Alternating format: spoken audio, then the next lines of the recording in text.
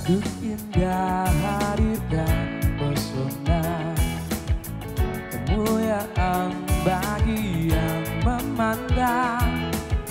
Setiap simbol keanggunan khas perawannya kau miliki.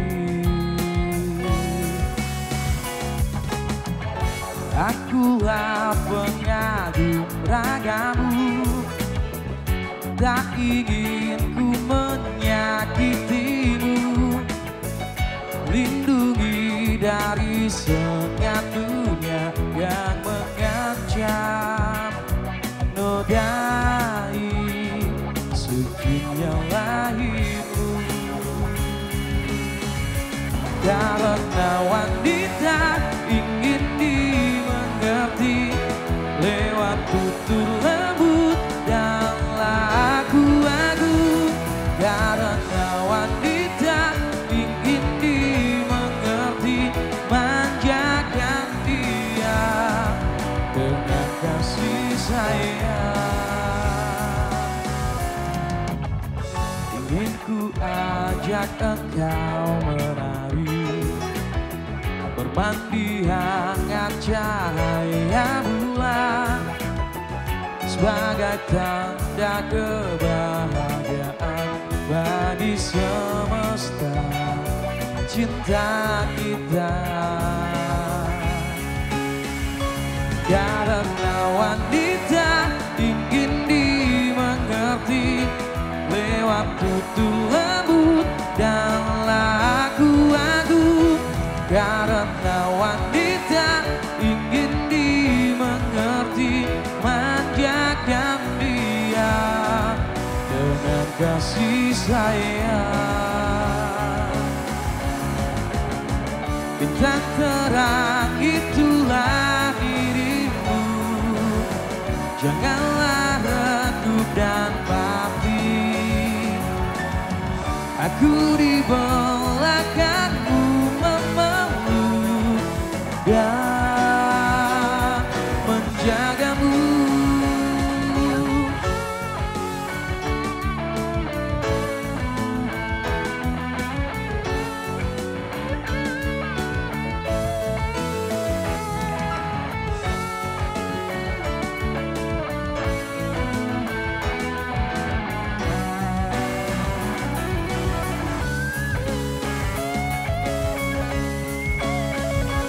Karena wanita ingin dimengerti lewat tutur lembut dan lagu-lagu.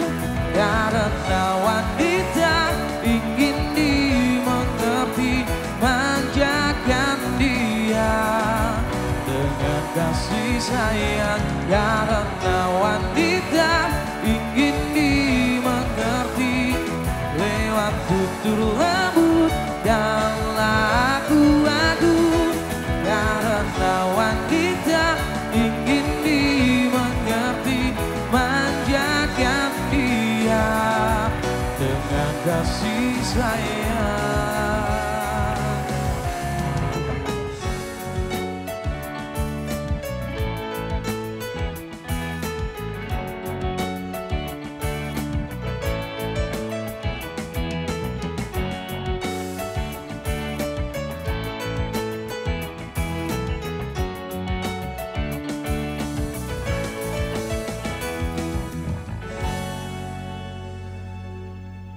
Ya, assalamualaikum warahmatullahi wabarakatuh. Halo, apa kabar Anda? Mudah-mudahan hari Anda menyenangkan. Kami kembali hadir ke hadapan Anda dalam ranah publik 60 menit ke depan. Banyak hal yang bisa kita obrolkan, kita bahas. Tapi setiap tema pasti akan berbeda setiap episodenya. Seperti yang kali ini yang akan kita bahas adalah terkait dengan upaya dalam pencegahan dan penanganan korban penyalahgunaan nafsa. Mungkin agak kurang familiar kalau kita ngomong nafsa ya. Sebenarnya itu ada singkatannya, itu narkotika, psikotropika, dan zat adiktif lainnya. Cuman orang lebih familiar dengan narkoba. Lalu bagaimana sih kira-kira Apakah masyarakat sudah paham terkait hal ini? Kemudian bagaimana nanti tentang bahayanya nafsa? Lalu bagaimana juga mengenai pencegahannya? Itu yang paling penting ya. Dan rehabilitasi nafsa. Dan lebih penting lagi adalah terkait dengan bagaimana nih pranya, paskanya. Dimana kalau ini sudah selesai, sudah siap untuk kembali lagi ke masyarakat, apa yang harus dilakukan masyarakat untuk bisa merangkul kembali. Pentingnya hidup sehat juga akan ditekankan dalam obrolan kita hari ini. Saya Vira Maya bersama Anda, dan kali ini sudah ada teman-teman orang-orang yang luar biasa, beliau-beliau yang memang sudah ada di bidangnya. Kita langsung tanya saja satu persatu. Nanti yang pertama saya akan sapa terlebih dahulu. Di samping saya persis ada Dr. R. Stefanus Christian Handoko, Kom MM, beliau dari Komisi D DPRD Daerah Istimewa Yogyakarta dari Partai Solidaritas Indonesia. Apa kabar Mas Tim? Kabar baik, pemirsa semua. Iya, baik. Ini salah satu anggota dewan yang saya paling jarang ketemu beliau pakai topi. Pasti belangkonan. Iya, giatnya masih tiap hari pasti. Masih tiap hari terus turun ke lapangan juga. Iya, siap untuk tahu ya di lapangan seperti apa menjaring aspirasi. Matono, nanti saya akan tanya lebih lanjut nih mengenai dukungannya, kemudian apakah Perda ada yang sudah mendukung untuk menekan laju peredaran narkoba. Lanjut di sebelah beliau, kalau misalnya mau tanya tentang bahayanya apa secara medis, kemudian nafsa itu apa sih? Masih bisa dipakai nggak sih gitu? Yang dikatakan salah guna, pertanyaan beliau yang paling banyak hari ini. Ada Bapak Dr. Soeharto Hesti Kuncoro, MSc, spesialis kedokteran jiwa. Dr. Kuncoro, psikiater dari Rumah Sakit Jiwa Gracia. Apa kabar dokter? Baik, baik. Terima kasih sudah bergabung bersama dengan kami hari ini. Ini nanti dokter cerita banyak hal nih, karena yang langsung menangani pasien beliau ya. Di sampingnya persis ini adalah Mas Agustinus K. Mugianta ST ICAP 1. ICAP 1 ya Mas Agus ya? Baru ICAP 1. Baru ICAP 1. Kita tunggu yang kedua dan yang ketiga. Iya, ditunggu sponsornya. Ngobrolnya sama Mas Tim, jangan sama saya. Beliau adalah Ketua IKAI. IKAI ini adalah Ikatan Konselor Adiktif Indonesia, Daerah Istimewa Yogyakarta, dan beliau juga adalah pimpinan dari pemulihan adiksi berbasis masyarakat. Jadi PABM Nawacita. Ya. Oke, baik. Apa kabar Mas Agus? Baik-baik, sehat selalu. Ya, siap teman-teman di Nawacita gimana? Ini kan berbasis masyarakat nih. Ya, sehat-sehat mereka. Oke, dan tidak pernah lepas untuk mendampingi masyarakat ya, karena basisnya masyarakat kembali lagi. Basisnya masyarakat. Ya, yang medis biar Dokter Kuncoro. Benar sekali. Secara psikologi, kami hadirkan juga narasumber ibu dosen yang cantik satu ini. Saya mau manggil ibu, beliau masih muda, manggilnya Mbak aja. Mbak Jato Anggraini, SPSI, MPSI, beliau adalah psikolog klinis Yogyakarta, dan juga beliau seorang dosen psikologi di UST, seorang psikolog di Surya Anggraini Psikologi Center. Iya. Assalamualaikum. Waalaikumsalam, Mbak Vira. Terima kasih sudah bergabung kembali bersama kami. Ya, ini lengkap nih. Kalau tadi Mas Agus sampaikan dari Dewan ada, secara medis ada, ya kan?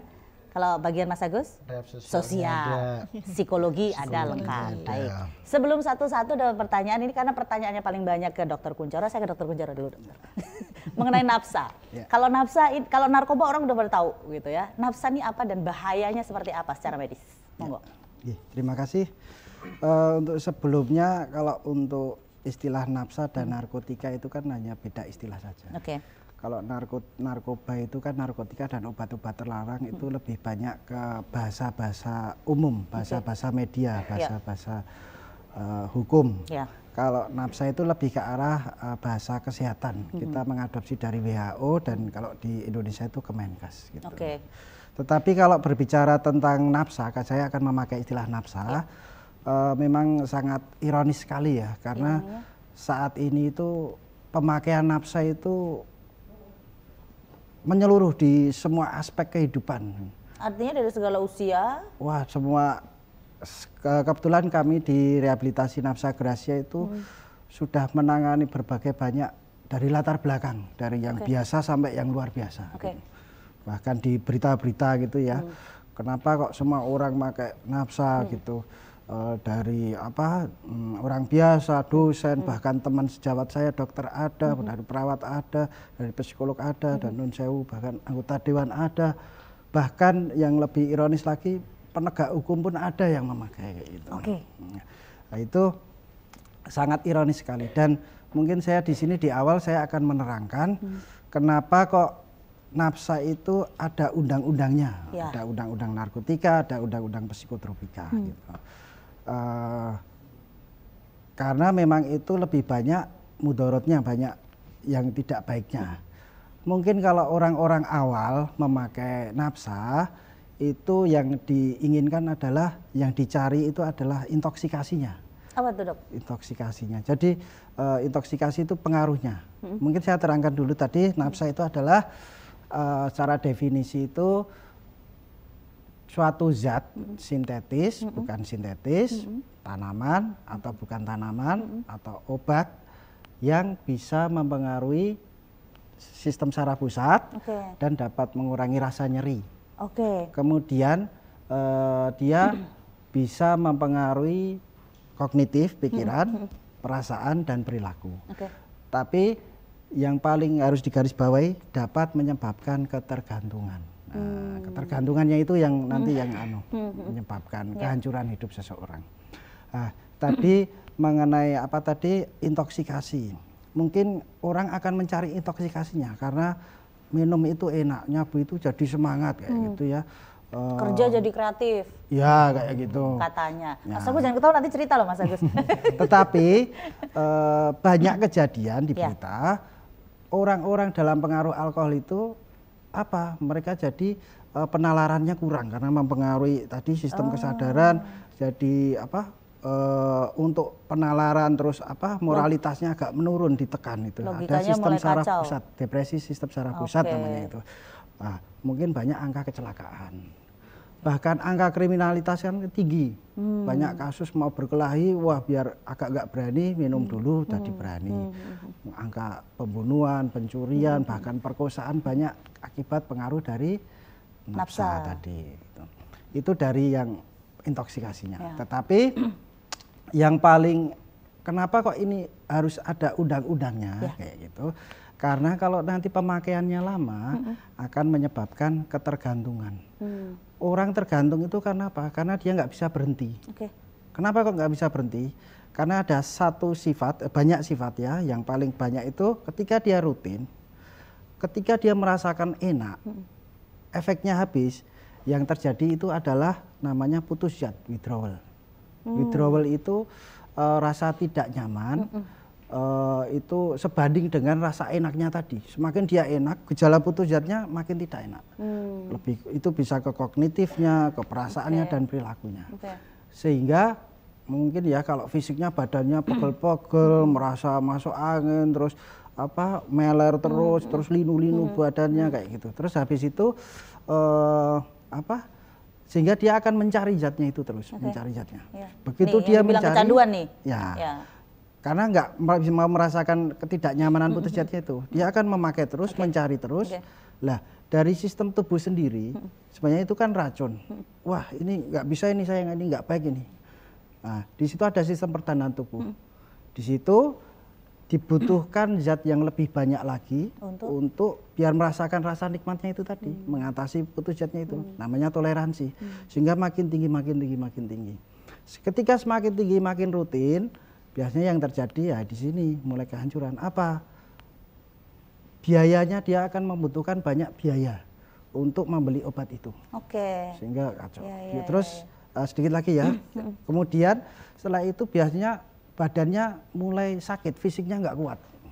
Sakit liver, sakit ginjal, bahkan kalau ada pergaulan gas itu HIV, hepatitis B dan sebagainya. Mereka tetap akan mencari karena sudah nggak peduli. Mindsetnya sudah berubah ketika ketergantungan. Mereka yang penting adalah mencari obat ini. Yang penting itu ada barangnya, yang penting saya mengasuh barang itu. Begitu itu habis, pokoknya keuangan kacau, keluarganya pasti kacau. Karena skala prioritasnya mereka hanya dapat barang itu. Pekerjaannya kacau. Nah, disitulah kehancuran seseorang bila dia menjadi seorang pecandu. Jadi jadi Mbak Jatuh, berarti ini makanya terus dekat korelasinya dengan kriminal ya. Kalau menurut Mbak Jatuh sendiri gimana dengan apa yang sudah disampaikan dokter ini mengenai akibatnya di dampak negatifnya nih? Ya, tadi seperti yang disampaikan Dokter Kuncoro tadi, memang kan ketika orang menggunakan obat-obatan ini ya, atau ketika dia adiksi atau pertama kali menggunakan, ada efeknya tuh memang ada rasa senengnya tadi ya, ada yang kemudian fly, ada yang kemudian semangat kerja, tapi itu kan hanya dirasakan sebentar saja. Ketika dia seneng, kemudian sesaat setelah itu dia akan lemes lagi atau dia akan kemudian merasa gelisah. Nah itu yang dirasakan lebih lama, akan berefek pada kemudian pekerjaannya jadi terbengkalai, dia kemudian jadi, atau ketika dia merasa seneng, sebaliknya habis itu dia merasa malas, yang akan berimbas pada pekerjaannya jadi tidak produktif. Ketika tidak produktif, dia bermasalah dalam pekerjaannya. Ketika bermasalah dalam pekerjaannya, membuat hubungan dalam pekerjaan itu jadi amburadul, atau dia jadi kerjanya jadi serabutan dan lain-lain. Akhirnya masalah ekonomi kan jadi bermasalah lagi nih, pendapatannya nggak cukup dan macam-macam. Akhirnya dia harus cari-cari uang yang mungkin akan memicu terjadinya kriminalitas karena keuangannya tidak tercukupi. Atau di dalam keluarga yang akhirnya dia menjadi gelisah karena obatnya sudah nggak cukup lagi, karena dia harus semakin hari semakin meningkat, padahal juga keuangannya tidak mencukupi, memaksa-maksa keluarga harus mendapatkan uang untuk mendapatkan obatnya lagi, rame dengan keluarganya, di situ memaksa keluarga harus dapat uangnya lagi, akhirnya cekcok sampai pada tindakan agresif. Saya pernah loh Mbak dapat pasien itu yang dia cerita istrinya lahiran itu sampai anaknya itu ditukar obat untuk mendapatkan obatnya itu. Istrinya lahiran itu anaknya ditukar sama obatnya. Itu karena kenyataan pernah ada pasien seperti itu. Iya. Terus istrinya itu sampai nyari-nyari sama anaknya yang nomor 1, nih adiknya kemana? Adiknya itu pulang-pulang dibawa bapaknya, istrinya lahiran itu dibawa bapaknya diajak berjemur gitu ya, mau dijemur karena masih bayi gitu. Nah pulang-pulang itu nggak dibawa anaknya itu, tapi yang dibawa adalah obat-obatannya ini. Ditanya anaknya kemana tadi, udah nggak usah tahu. Nah ini si anak ini sudah ditukarkan dengan obat-obatan ini. Saking-sakingnya dia butuh obat dan dia nggak punya uangnya itu. Dan ini nggak hanya 1, 2 saja, ternyata banyak kasus seperti ini. Jadi sebenarnya latar belakang secara psikologinya apa sih kalau selama ini Mbak Jatuh mendampingi banyak teman-teman pecandu nafsa ini? Apa yang melatar belakangnya akhirnya dia masuk ke sana? Ya karena memang awalnya ya ini ya, karena orang-orang ini kan, teman-teman ini secara psikologis itu cara berpikirnya sudah berbeda ya. Di awal itu problem solvingnya berbeda dengan teman-teman yang lain. Jadi ketika ada permasalahan, mereka itu cara berpikirnya itu tidak banyak. Jadi mungkin kalau orang pada umumnya punya 5, punya 6 cara solusinya itu punya banyak, ini mungkin hanya 1 atau 2. Memilih saya pakai atau saya hanya diam saja. Nah jadi tidak luas cara berpikirnya. Jadi kalau saya nggak bisa pakai A, saya milihnya pakai aja lah yang paling gampang, instannya yang mana sih yang paling cepat gitu loh. Jadi memang cara berpikirnya itu tidak bisa milih macam-macam. Nah kemudian dipengaruhi oleh faktor bahwa barangnya ini gampang, kemudian dipengaruhi oleh teman-temannya yang banyak sekali yang ada di sini, yang kemudian temennya membujuk pakai, kemudian lingkungannya juga banyak yang pakai, akhirnya menambah untuk dia yang instan ini jadi cepat untuk dilakukan. Selain dari faktor internal, internal itu yang paling ini ya, paling pengaruh yang menyebabkan itu lebih besar, tetapi eksternal ini juga menjadi pemicu. Apalagi ditambah dengan cara mendapatkannya mudah ya. Nah ini dia, kalau sudah cara mendapatkannya mudah, saya ke Mas Steve dulu sebentar nih ya, mengenai regulasi untuk menekan peredaran nafsa. Itu sebenarnya sudah ada belum sih Mas? Jadi tadi juga udah disinggung terkait dengan kita mulai dari undang-undang ya, undang-undang 35 terkait dengan narkoba, kemudian terkait dengan psikotropika juga ada undang-undang tahun 2009 tahun nomor 36, kemudian ada undang-undang kesehatan, bahkan kita juga sekarang juga punya Perda 13 2010 Mbak. Jadi secara regulasinya sebenarnya dari pusat maupun di daerah kita mendorong untuk mencoba untuk menekan gitu ya, menekan peredaran ya, menekan untuk penggunanya. Kemudian kita coba untuk menanggulanginya. Di dalam perda itu memang cukup komplit ya. Mulai kita bicara mengenai promotifnya, preventifnya, kemudian sampai kuratif dan rehabilitatifnya juga diatur gitu sebenarnya. Tapi setelah itu sudah diatur sampai dengan sekarang, kadang masyarakat belum tahu nih isi-isi perda ini apa aja. Nanti kita lanjutkan setelah jeda berikut. Tetap bersama kami akan segera kembali tentunya dalam ranah publik.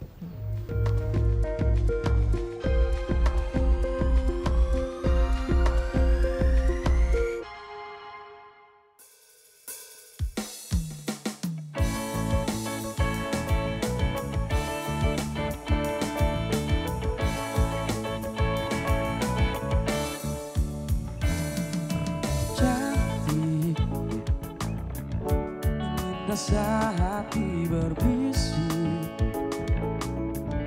untuk melepas keresahan dirimu. Oh cantik, bukan ku ingin mengganggumu, tapi apa arti merindu selalu. Walau mentari terbit di utara, hatiku hanya untukmu. Ada hati yang termanis dan penuh cinta, tentu saja kan ku balas seisi jiwa. Tiada lagi yang ganggu kita, ini kesudahan. Sungguh aku sayang kamu.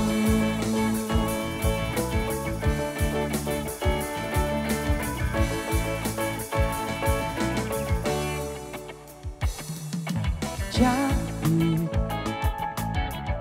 bukan ku ingin mengganggumu,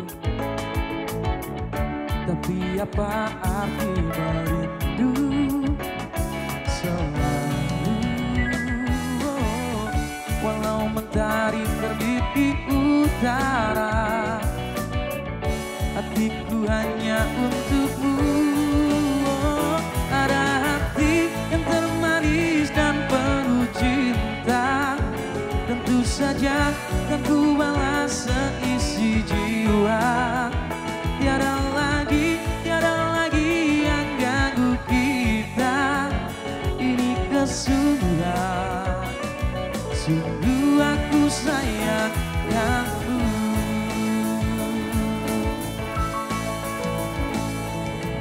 Kini ku berjalan menyusuri cinta, cinta yang abadi untukmu selamanya.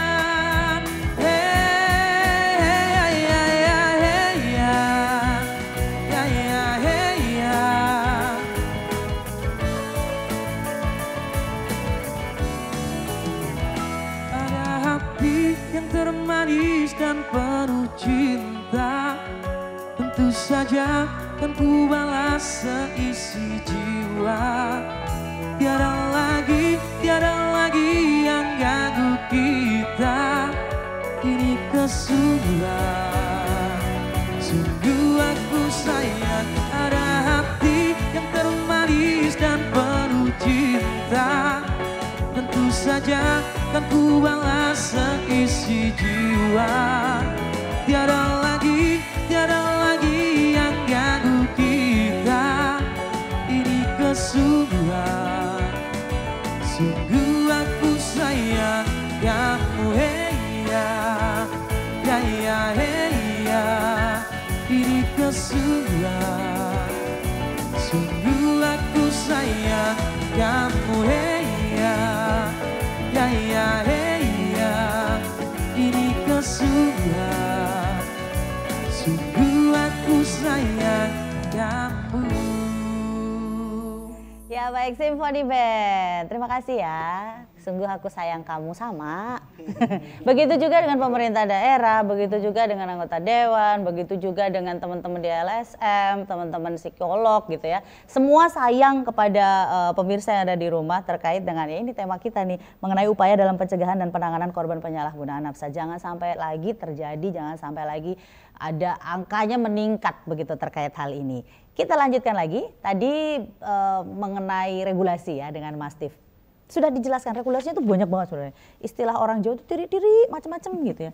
Cuman masyarakat ini masih belum paham isinya apa gitu loh. Nah, ini seperti apa Mas Steve melihatnya? Jadi kita punya peraturan daerah itu tujuannya bagaimana kita bisa mengkoordinasi semua elemen yang kita punya ya. Bagaimana kita bisa bekerja sama, berkolaborasi dengan lintas lembaga yang kita punya, kemudian termasuk di dalamnya juga ada kepentingan masyarakat di situ, kemudian keterlibatan masyarakat. Itu yang pertama.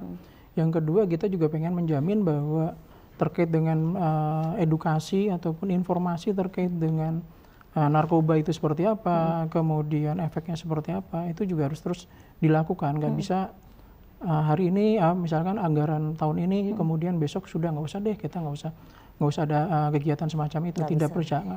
Dengan adanya perda ini kita bisa menganggarkan terus gitu, bahwa permasalahan sosial, permasalahan kesehatan, terutama yang berkaitan dengan penyalahgunaan narkoba ini ya memang perlu dicegah gitu.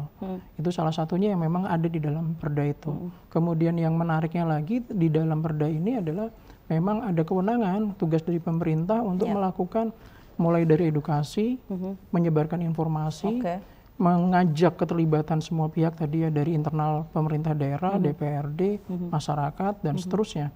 Kemudian juga kita di dalam sini juga sangat jelas ada proses untuk rehabilitasi. Disinggung tidak hanya terkait dengan medis juga, juga ada proses rehabilitasi secara sosial. Di dalam perda ini juga diatur hal semacam itu.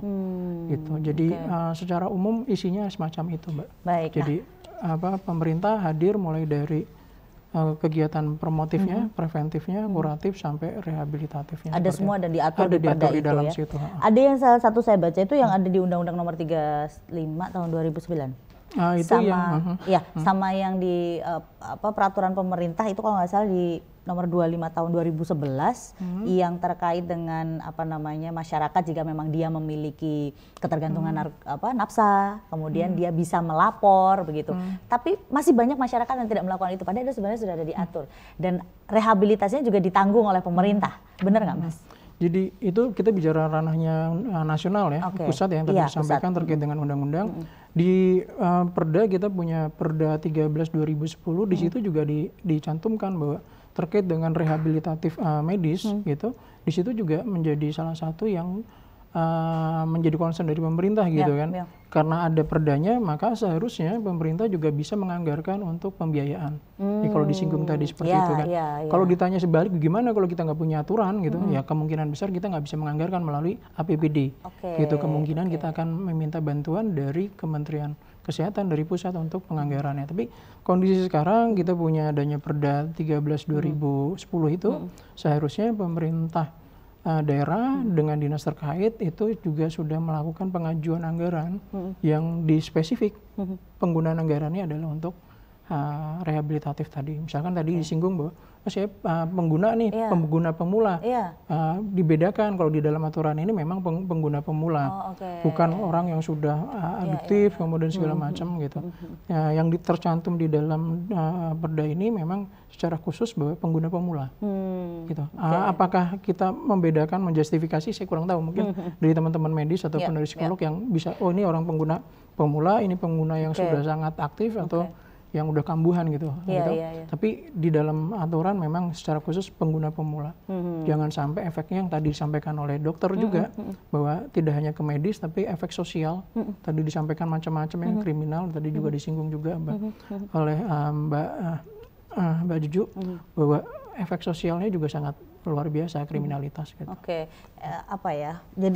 Jadi berteman gitu dengan kriminalitas gitu ya, kalau sudah ngomongin soal nafsa ini ya. Nah, kalau tadi sudah sebelum ke rehabilitasi secara medis ke Dokter Kunchoro, saya ke Mas Agus dulu, ini sebagai ownernya dari pemulihan diksi berbasis masyarakat, adiksi berbasis masyarakat. Di situ apa saja sih kegiatannya, boleh saya tahu dulu Mas Agus? Kegiatannya ya menjalankan proses rehabilitasi. Di situ kan banyak teman-teman pecandu yang akses rehabilitasi, khususnya rehabilitasi sosial. Nah, ketika tadi Dokter Kunchoro tentang apa itu nafsa, apa itu zatnya yang dikonsumsi, terus Bu Jatuk ngomong alasannya, terus yang terjadi ketergantungan sampai berat, dan akhirnya memang harus ditolong, harus direhab. Kalau tidak nanti situasinya akan memburuk. Nah, ketika dimasukkan di tempat kita, memang kalau kita kan berbasis masyarakat, memang tempat kita itu di tengah-tengah masyarakat, menyatu dengan masyarakat. Nggak ada pagar yang menghalangi. Kayak rumah di rumah itu serasa di rumah sendiri. Terus pengalaman kita memang tidak ada satu klien pun yang kabur dari situ. Padahal nggak ada di pagar-pagar kayak di Gracia gitu ya? Nggak ada, walaupun itu titipan dari kepolisian maupun titipan dari kejaksaan juga nggak ada di situ kan. Nah, kita menyasarnya kan yang pertama adalah perubahan gaya hidup, karena yang terjadi ketika pecandu kan ada beberapa yang terkenakan biopsikososial. Nah, kita yang pertama adalah merubah gaya hidup mereka. Yang gaya hidup mereka yang dulunya masuk ke tempat kita itu kan parah gitu kan, orang-orang yang rumit pecandu itu kan, penuh dengan rock and roll kan. Kriminal, kekerasan, seks bebas, dan lain sebagainya. Itu jangan-jangan di tempat lain tidak diterima terus jalannya ke tempat Mas Agus? Bisa juga. Pasti kalau di tempat saya pasti saya terima. Itu akan menantang buat kita dan teman-teman tim yang mengelola di situ. Nanti saya ceritain tantangannya. Terus setelah itu kita juga memberikan cara hidup yang baru, cara pola pikir. Kita mengajari teman-teman yang mengakses layanan rehab itu coping. Mereka minim coping sekali. Coping itu cara untuk menyelesaikan sebuah masalah kan. Mereka minim sekali coping itu. Ketika stres datang, tekanan datang, atau ribut sama pasangan, yang ada di situ copingnya cuma pakai. Seneng pakai, susah pakai, nggak ada masalah juga pakai. Nah, itu kan bagaimana cara mengajari coping yang sehat buat mereka. Itu di pola pikirnya. Terus di perilakunya itu kan kalau di program kan namanya kecacatan karakter, inventaris kan, banyak sekali perilaku yang tidak bagus di situ, tidak jujur, terus egois, terus pemarah dan lain sebagainya. Itu kita kasihkan cara hidup yang baru, melewati gaya hidup yang baru, pola pikir yang baru, dan juga perilaku yang baru. Nah, di tahap akhir kita memberikan sebuah relapse prevention yang nantinya akan dipakai oleh teman-teman itu modal untuk juga setelah pasca rehab, setelah keluar dari tempat kita 6 bulan itu kan dia jadi sangu keterampilan gitu kah? Lebih ke apa? Lebih ke cara dia mencegah untuk tidak kambuh. Supaya tidak tergoda lagi gitu ya? Itu akan menarik. Karena kalau tadi dokter bilang ada di penyakit otak, ada salah satu bagian otak kita yang namanya circuit rivet. Nah, ini hasil dari ICAP 1 nih. Circuit rivet itu yang merekam semua kegiatan alamiah yang menyenangkan dan menghasilkan kenikmatan. Seperti makanan enak, minuman enak, buat yang sudah bersuami istri seks, itu kan perilaku alamiah yang menyenangkan dan menghasilkan kenikmatan. Dan pasti ketika ada triggernya, ada pemicunya, keinginan untuk mengulang kembali. Ya. Contohnya seperti panas-panas nih, siang-siang kalau panas, triggernya kan panas kan, cuaca panas. Enaknya apa tuh? Mimi es. Es, kan? Es. Nah, itu kalau pecandu juga ada triggernya. Ketika ada triggernya, pemicunya, contohnya kalau triggernya kan meliputi orang, situasi, tempat, barang, dan lain sebagainya. Ketika dia situasi tertekan, itu menjadi trigger. Nah, ya muncul itu keinginan kuat untuk menggunakan. Itu namanya fase di craving. Ketika manajemennya craving, dia tidak bisa mengatasi cravingnya, pasti akan relapse. Nah, makanya itu dikasih keterampilan hal semacam itu. Jadi untuk mencegah dia. Jadi yang diomongkan adiksi itu pemulihannya sepanjang hidup. Karena apa? Karena itu tadi sirkuit ribetnya itu yang nikmat itu nggak bisa dihilangkan kan. Ada triggernya, keluar keinginan untuk kesana. Baik. Itu. Kalian kok dengerinnya seksama sekali sih? Keren. Ini dengerinnya tantangannya keren sekali. Oke, nanti tantangannya ditahan dulu Mas Agus. Saya mau ke Dokter Kunchoro dulu.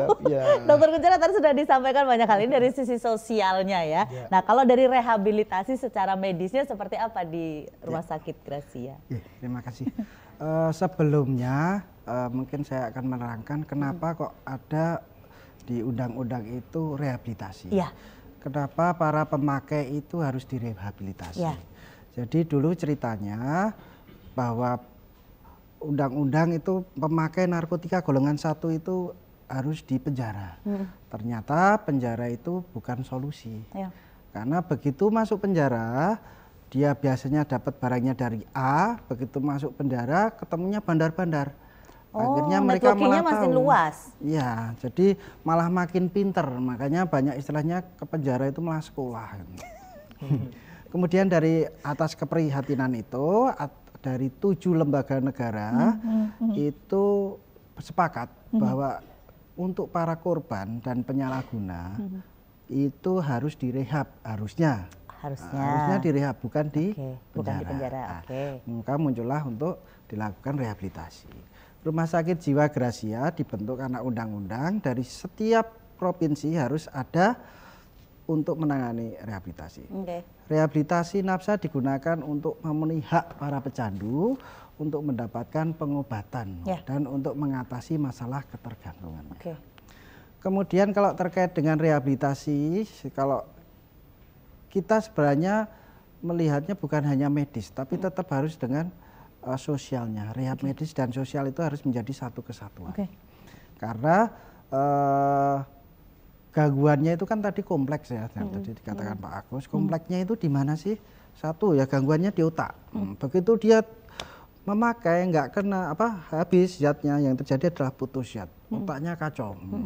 Kemudian dari situ karena berulang-ulang akhirnya menjadi suatu kebiasaan. Nah, kebiasaan inilah makanya rehabilitasi itu nggak bisa sehari 2 hari, harus berbulan-bulan, bahkan tadi seumur hidup.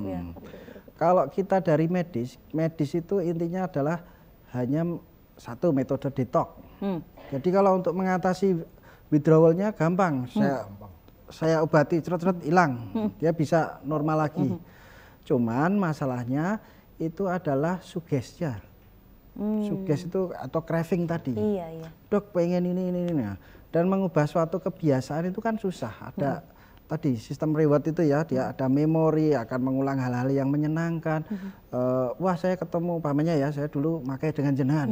Lama nggak ketemu, begitu ketemu itu yang dipikirkan bukan tapi nostalgia. Wah ayo kita langsung pesan. Nah, kayak gitu. Nah, disitulah tadi gunanya rehabilitasi sosial untuk menguatkan pola pikir, pola perilaku, dan pola nalar untuk makanya seumur hidup, sepanjang hidup. Kalau untuk yang secara medis bisa benar-benar sembuh nggak dok? Itu juga. Jadi kalau saya mengatakan ya, karena yang kena itu kan dari otaknya, kemudian dari psikologisnya, kemudian dari perilakunya. Kalau untuk mendetok itu gampang, tapi ada fase-fasenya juga. Ketika dia memang masih belum mau, makanya dia akan nggak bisa. Ada fase-fasenya, tahap perubahan itu. Secara psikologinya dia? Ya, kita harus melihat dulu mana ini sudah apa belum kayak gitu.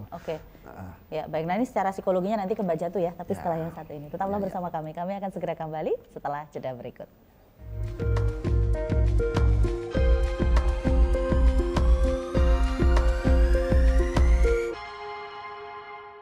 Anda masih bersama kami dan kita masih di ranah publik, masih dengan tema kita yaitu upaya dalam pencegahan dan penanganan korban penyalahgunaan nafsa. Kalau tadi disampaikan Dokter Kunchoro, detox itu gampang, artinya secara medis itu bisa cepat ya dok, tapi untuk secara sosial ini butuh panjang. Nah ada kaitannya dengan psikologi. Mbak Jatuh, tadi apa yang sudah disampaikan Dokter Kunchoro, kalau dari sisi psikologinya seperti apa tuh? Detox selesai misalnya ya? Nah, dari rumah sakit selesai secara medis. Next step-nya gimana? Yang sering konsultasi atau pernah mungkin Mbak Jatuh dapat pasien gitu? Iya. Nggih, memang kalau di sisi medis mudah gitu ya Mbak ya. Cuma untuk mengantarkan ke sisi medis ini loh yang nggak gampang gitu ya. Oh gitu. Kita harus lihat dulu teman-teman ini sampai di fase mana. Karena tidak semua orang itu sadar bahwa dirinya itu punya masalah. Nah ini nih yang bahaya nih. Ini kalau orang Jawa bilang mau rumongso ini. Iya, nggak rumongso bahwa dirinya punya masalah. Kalau nggak rumongso punya masalah ya nggak mau diobati kan gitu betul, kan. Betul. Nah memang di tahap perubahan seperti yang disampaikan dokter tadi ada beberapa tahap perubahan. Ada tahap perubahan dalam pemulihan itu ada tahap prakontemplasi, ada disebut kontemplasi, ada preparasi, ada aksi, dan ada maintenance. Kalau di tahap pertama prakontemplasi ini teman-teman tuh belum sadar bahwa dirinya bermasalah. Oke. Sehingga kalau kita mau nasehat, apalagi dinasehati ya, diintervensi susah diintervensi gitu ya? Apapun susah banget gitu loh. Orang nggak punya masalah mau diapain kan? Nah, ini agak susah. Kemudian yang tahap kedua, nih tahap kontemplasi ini mulai yang ambigu nih, mulai ambivalen antara saya benar punya masalah apa enggak ya. Nah ini harusnya teman-teman yang mendapatkan semakin kita perkuat bahwa bener loh kamu tuh punya masalah, ayo nih. Nah ini justru harus mendapatkan motivasi di sini, meyakinkan bahwa dia punya masalah. Kemudian kalau di tahap preparasi ini sebenarnya tahap perencanaan nih, sudah mulai siap bahwa kamu tuh siap berubah, harus lebih diyakinkan lagi nih tugas orang-orang sekitar terutama keluarga. Kemudian di tahap aksi benar-benar harus ada aksinya dari rencana yang sudah dibuat, harus dikawal benar-benar bahwa kalau udah ada rencana harus ada perubahan.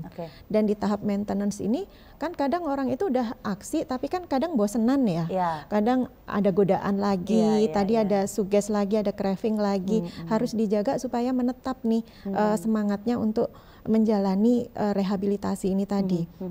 Nah inilah yang kadang-kadang orang-orang terdekat itu tidak memahami tahap-tahap ini, sehingga merasa nggak punya masalah, dinasehatin terus kan malah lari orang, lari ke komunitasnya lagi, malah menghindar gitu. Iya kalau komunitasnya benar ya, komunitasnya semuanya pakai nafsa. Iya kan malah nyari penguatan. Ini ya, terus, nah ini yang harus dipahami orang-orang sekitar, termasuk konselor juga nih yang mendekati, harus memahami tahapan-tahapan ini. Berarti itu konselor yang seperti itu yang akhirnya berhasil mendekati. Ini salah satunya beliau, buktinya nggak ada yang lari loh, padahal nggak ada pagar. Darahnya. Makanya kita ada konselor khusus Mbak. Kalau untuk adiksi kita memang ada konselor adiksi. Gitu. Ini kita tahun keempat ada di lapas narkotika mendampingi teman-teman adiksi. Iya di sana. Jadi memang tadi rehabilitasi ini kita sasar dulu psikologisnya memang betul. Karena untuk merubah kognitif mereka, cara berpikir mereka, bahwa menyadarkan mereka bahwa mereka itu sebenarnya punya masalah. Mereka harus sadar untuk ayo berubah secara kognitif. Bahwa yang namanya tadi disebutkan coping strategi itu banyak loh pilihannya, nggak cuma pakai itu satu pilihan menyelesaikan masalah, tapi masih ada yang lain. Kalau ada pilihan lain yang lebih baik, nih coping yang ini jangan dipakai dulu deh, pilih yang lain dulu. Gitu pakai pilihan yang lain yang tidak beresiko gitu ya? Iya betul. Siap. Ya kalau orang bilang nggak bahaya bahaya tapi nggak beresiko. Iya betul. Oke, baik. Mas Tip, mendengar dari apa yang sudah disampaikan, ini sama aja turun ke masyarakat loh Mas Tip. Beliau tadi sudah bicara. Apa dukungan yang bisa diberikan teman-teman Dewan di DIY? Jadi mungkin yang dihadir di sini ataupun yang menonton bertanya-tanya kan. Anggota Dewan, kemudian pemerintah itu apakah hanya sekedar slogan aja hadir gitu kan. Contoh nyatanya adalah ketika tadi saya nyampaikan promosi, menyampaikan bahwa kita harus menyebarkan informasi sebanyak-banyaknya, kegiatan kita ini dibiayai oleh APBD, di mana ketok palunya adalah ada di tangan eksekutif dan teman-teman DPRD. Dan karena ini Dinas Kesehatan adalah Komisi D ya kita termasuk yang menjadi bagian bahwa Dinas Kesehatan punya program untuk mempromosikan pencegahan penanggulangan terkait dengan narkotika. Ya pasti akan bicara dengan Komisi D. Komisi D setuju kita berapa kali untuk dalam 1 tahun ada program semacam ini, dan program yang model-model semacam ini juga menjadi satu terobosan sebenarnya, karena biasanya program-program yang kita ketahui oleh pemerintah daerah biasanya adalah turun langsung ke masyarakat, kumpulin warga, kemudian kita lakukan edukasi, menyampaikan materi dan seterusnya seperti itu. Tapi kita melihat bahwa sekarang eranya sudah ke digital ya Mbak bahwa orang lebih senang menonton, rebahan sambil lihat YouTube, nonton YouTube dan seterusnya gitu kan. Saya yakin konten ini nanti tidak hanya disiarkan di televisi pasti akan juga diupload di channel YouTube-nya TVRI gitu kan. Dan saya yakin informasi itu pasti akan berlipat ganda gitu ya penontonnya, tidak hanya kalau kita menggunakan strategi konvensional. Dan itu adalah kehadiran teman-teman eksekutif maupun DPR sebenarnya. Oke, ini salah satunya. Salah satu bentuknya. Dan mungkin orang bertanya, kok bisa seperti itu? Karena ada perdanya gitu. Oh iya, tadi sudah disampaikan di awal. Implikasinya dari perda itu salah satunya kita menganggarkan. Contohnya apa yang gampang sekali dilihat oleh masyarakat, event ini, acara ini dengan anggaran dengan budget sekian, kita membuat acara seperti ini gitu loh. Kalau ditanya apakah ada kegiatan yang sejenis seperti ini, ada. Beberapa waktu yang lalu belum lama juga ada kegiatan yang hybrid, Mbak. Hybrid ya Bu ya. Jadi ada pesertanya masyarakat kumpul gitu. Tapi ya sekitar 50, ada juga dari TV juga ya ini. Kalau ini kan hanya terbatas ya, macam itu. Jadi kita memikirkan bagaimana sih informasi terkait dengan bahaya, informasi bagaimana penanggulangannya, itu sampai ke masyarakat. Dan kita pengen menyampaikan juga pesan kepada masyarakat. Kita di sisi pemerintahan ya, itu eksekutif maupun DPR juga sebenarnya hadir juga. Mereka memikirkan bagaimana sih caranya gitu loh, cara-cara yang paling efektif dengan keterbatasan anggaran gitu loh. Kita punya, ini kan level provinsi tapi anggarannya terbatas gitu ya, dibandingkan tetangga-tetangga kita sebelah yang levelnya provinsi tapi dia punya anggaran besar. Kita provinsi tapi anggarannya terbatas. Dengan anggaran terbatas itu kita pengen bahwa program-program itu memang betul-betul menyasar ke tepat pada eranya gitu ya. Kalau sekarang eranya ada digital ya, kita memanfaatkan metode-metode yang sudah ke sana gitu. Ada podcast juga kita main, kemudian TV juga, radio juga main, konvensional kita tetap main karena masyarakat itu kan sangat majemuk ya. Tadi ada yang model rebahan sambil nonton dan dia juga belajar bisa, tapi ada juga yang pengen kalau datang ketika dapat nasi bok itu nanti dia semangat gitu kan, ada macam-macam Mbak. Jadi sisi psikologinya beda ya. Masyarakat kan saya mau datang ke sana nanti dapat nasi isinya apa ya gitu kan, masih ada obrolan semacam itu. Tapi ada yang kayak anak milenial, anak Gen Z gitu kan, lebih ke video-video pendek misal. Video pendek. Gitu. Saya yakin ini pasti biasanya dipotong-potong ya, dipotong-potong sama media, sama macam-macam ya, punya concern yang sama terkait dengan hal-hal semacam ini dipotong-potong. Oh ternyata Dewan ini ngomongnya kayak gini, dipotong nih, nanti diupload di berbagai macam channel yang berbeda. Kemudian mungkin dari aktivis ataupun LSM juga sama.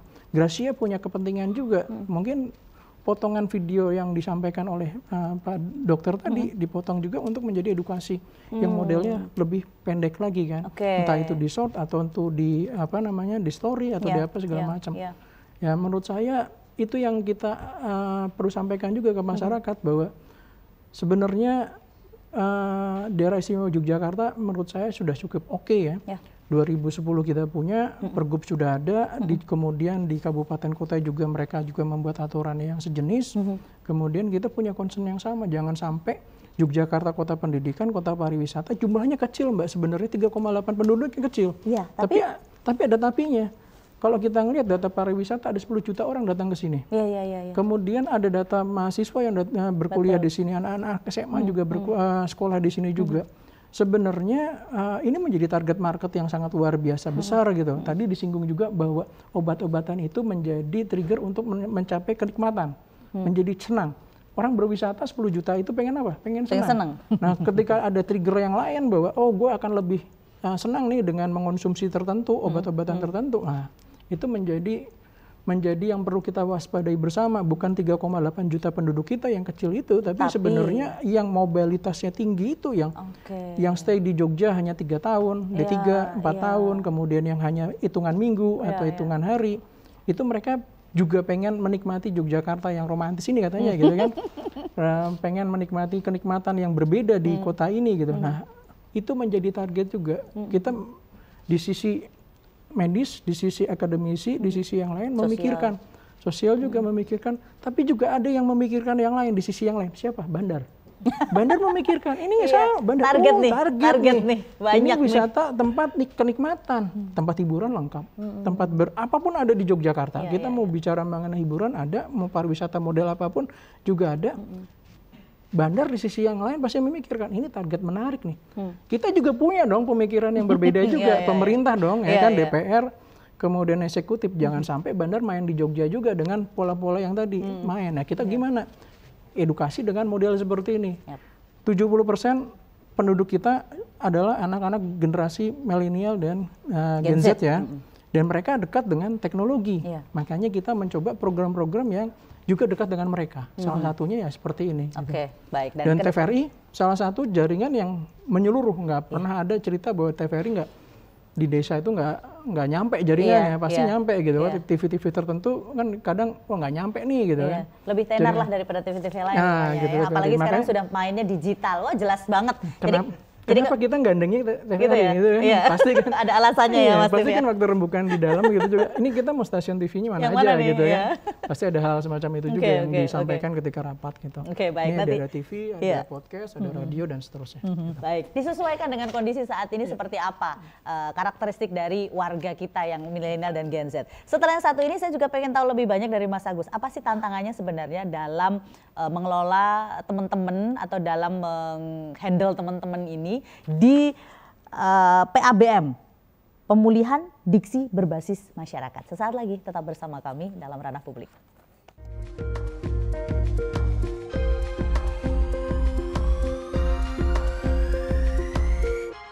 Oke, baik, kita lanjut lagi dan seperti yang saya sampaikan tadi, saya pengen tahu banyak mengenai tantangan-tantangan dari Mas Agus. Mas Agus mengatakan di tempat Mas Agus PABM ini hanya sebuah rumah. Saya bayangannya Mas ya, ini kantor dibentengin gitu. Tapi legal loh. Iya legal, I know legal ya. Kemudian tantangannya sejauh ini seperti apa Mas? Oke, sebelum masuk ke tantangan tadi nambahin sedikit, ketika itu sudah selesai 6 bulan program, pastinya kita mempunyai support system. Jadi mereka itu mempunyai tempat untuk ketika nanti seminggu sekali mereka berkumpul untuk meeting, namanya NA meeting di situ untuk berbagi pengalaman, kekuatan dan harapan di situ tiap hari Rebu jam malam. Jadi teman-teman pecandu yang dalam pemulihan silakan bergabung di situ. Kalau secara Zoom ada di hari Jumat, Jumat jam 7 malam kita ngadain NA meeting secara virtual untuk memfasilitasi teman-teman yang berada di luar, klien kita yang berada di luar daerah Jogja yang jauh. Nah tantangannya sekarang ini,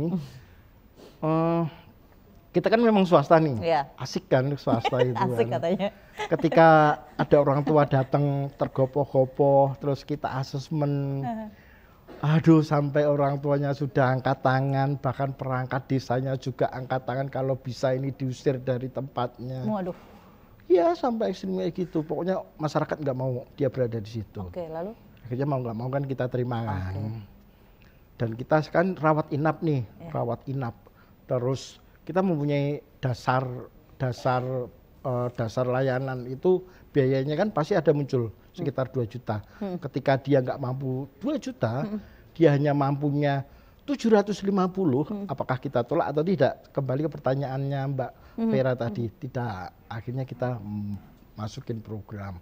Tetapi apakah itu akan memangkas anggaran yang lain yang mampu membayar 2 juta? Tidak. Terus dananya dari mana? Dananya ya itu tadi, kita sering ribut-ribut memakai dana rumah kita sendiri gitu kan. Itu wah keren sekali kan, kadang ribut sama istri. Tetapi saya yakin bahwa Tuhan itu ketika kita memberikan yang baik, pasti kan baik juga.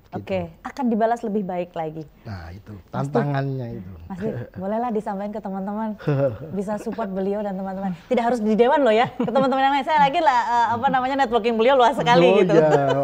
Baik. Sebenarnya masih ingin ngobrol banyak hal terkait ini, tapi waktu sudah habis. Jadi mohon maaf sekali untuk para narasumber kalau misalnya tidak bisa mewadahi semua. Tapi matur nuwun Mas Tip. Sama-sama. Pak Dr. Kuncoro terima kasih, Mas Agus, Mbak Jatuh terima kasih, sehat selalu. Ya, pokoknya semangat terus lah untuk mendukung apa upaya dalam pencegahan penanganan korban penyalahgunaan nafsa. Demikian tadi obrolan kita yang kurang lebih 60 menit, tidak berasa ya. Berasa cuma 10 menit kita ngobrol tadi, cepet banget gitu. Mudah-mudahan menambah banyak wawasan Anda, menambah pengetahuan Anda terkait dengan nafsa, bagaimana bahayanya dan bagaimana juga cara merehabilitasi secara medis dan juga secara sosial. Saya Vira Maya dan seluruh kerabat kerja mohon undur diri. Salam sehat untuk kita semua. Wassalamualaikum warahmatullahi wabarakatuh.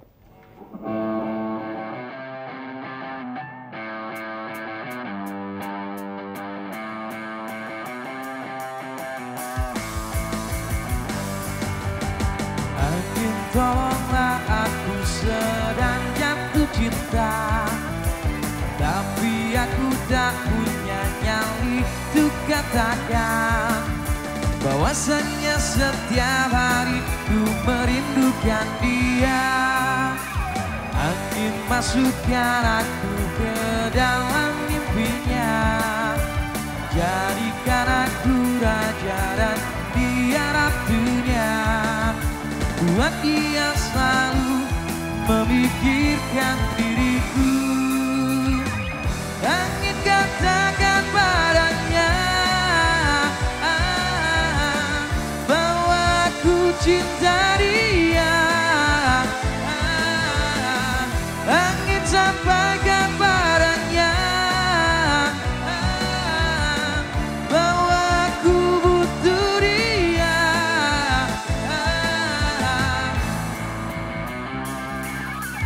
Angin tancapkanlah busuk panah cintaku, tancapkanlah cepat tepat di jantung hatinya, sebelum hatinya jadi beku dan membakar.